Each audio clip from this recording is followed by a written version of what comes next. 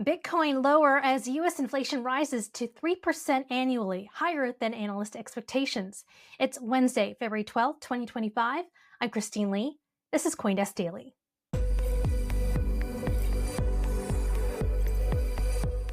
We all want to believe in something. In Chinese, belief also means trust. We want to trust our systems and each other so we can build a future beyond what we know. Join us at Consensus Hong Kong, where belief becomes real.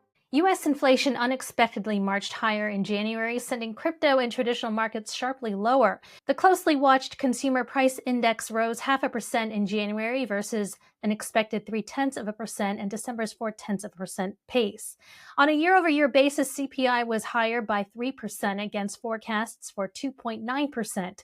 Year-over-year, core CPI, which excludes food and energy costs, was higher by 3.3% versus 3.1% as expected. The price of Bitcoin fell sharply in the moments following the disappointing report, slumping below the $95,000 level.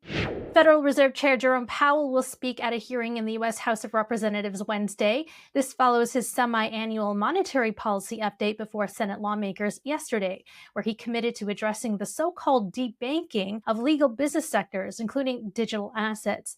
Powell also suggested that crypto stablecoins may have a big future and that he supports working on regulation for them.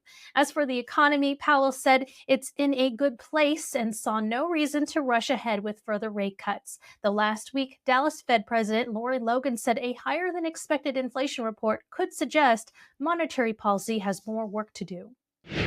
Another day, another once unthinkable crypto exchange-traded fund filing in the United States, this time for several Solana ETF applications. In a regulatory filing Tuesday, the Securities and Exchange Commission opened up public comment on the Canary Solana Trust, a proposed ETF from Canary Capital that would bring SOL investing into mainstream finance. The SEC acknowledged similar filings from VanEck, 21 Shares, and Bitwise later in the day. Separately, Japan may lift a ban on crypto ETFs. The Japan Financial Services Agency is reviewing the treatment of digital assets as financial products akin to securities in preparation for a Bitcoin ETF approval. They are also considering cutting crypto taxes from 55% to 20%. That's it for CoinDesk Daily. Get more updates on CoinDesk.com, and we'll see you next time.